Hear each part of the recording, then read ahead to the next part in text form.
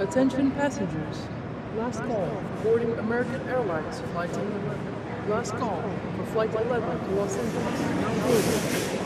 Atenção passageiros. Última chamada para embarcar no voo 11 da American Airlines. Última chamada para o voo americano 11 para Los Angeles, embarcando agora na porta A19. I remember I was looking out of the plane's window. My seatbelt was fastened, even though the ride was as smooth as floating on glass. And the empty, cloudless sky above appeared as blue as the vast ocean below. I remember I was glaring out the window of the office building. I was as unsteady as if my legs were made of rubber. The ominous shadows of buildings up and down the street darkened my view, looking like staggered rows of mirthless concrete soldiers. The thought of my lover's reaction to my news stirred my loins. I couldn't help myself, and my smile became a mile wide. A thrill exploded within me. The hard-set line of my jaw formed a grimace. The thought of delivering bad news to an employee made my testicles shrivel. The tension imploded in me. A cheerful ding announced the freedom to move about the plane's cabin, but I couldn't imagine wanting to be anywhere else. I glanced out the window and up to see thin fog, cut by the sweeping wings. I hated being there. I wanted to get out.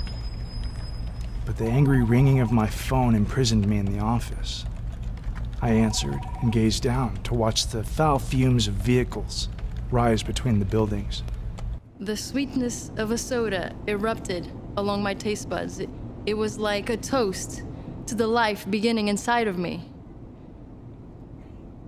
My heart was so full of wonder, imagining what the future held for the three of us. It was like a wreath of happiness wrapped itself around my soul. The bitterness of black coffee burned through my mouth. It was a testament to my guilt for terminating an employee. My head pounded, imagining the awful fate I imposed. It was like a legion of dread dropped down and smothered me. My long daydreaming came to an abrupt end. My sight was drawn down by structures that were rushing too closely past the plane. Time seemed to drag as I mentally whipped myself until my vision was suddenly drawn upward by the nose of a jet charging directly toward my office. I thought, is it going to crash? What is happening? My heart dropped in panic, and I grabbed the armrest of my seat. My stomach lurched in fear, and I staggered back against my desk. Then there was a deafening explosion and a blinding flash. The sudden jolt ripped my seat from its place, catapulting my body forward. The office walls tore from the rebar anchored mooring and thrust my body backward. We splintered with the collision. Twisted metal, shattered glass, crushed concrete, incinerated and ran together, along with our bodies in the intense heat of the impact. Such a beautiful horrible day, made worse, jettisoned, thrust into one of national darkness and mourning. A deep guilt enveloped me because of the death I caused to the tiny life inside me. Though our future was unknown, I found it impossible to be nervous. My pregnancy wasn't planned, nor the trip. I know it was impetuous, but I was so excited to tell my fiancé. In my happiness, I couldn't wait for our life together, and there was no other thought in my head but to board the first plane that took me to him. I regret it. I really do. How do I apologize? A great joy and relief washed over me because I had saved a life. The call hadn't been totally unforeseen, nor the firing. Everyone knew it was coming, but in my trepidation, I wanted to put it off, to find another day to tell her. I tried.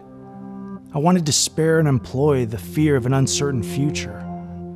Thank goodness it couldn't have been better timing. How do I tell her?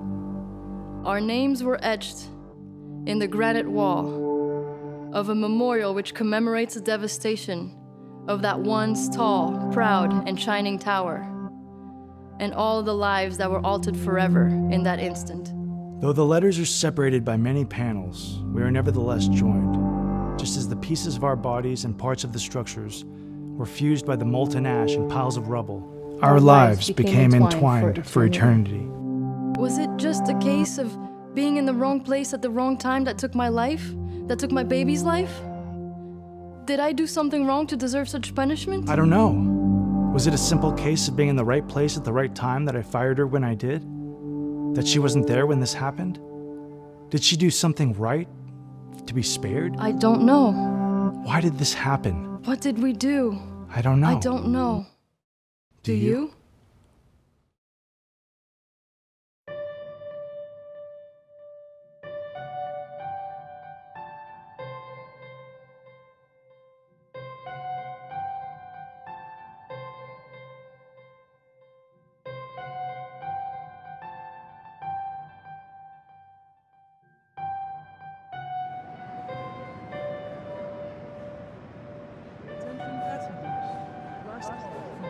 American Airlines Flight 11. Última chamada para embarcar no voo 11 da American Airlines.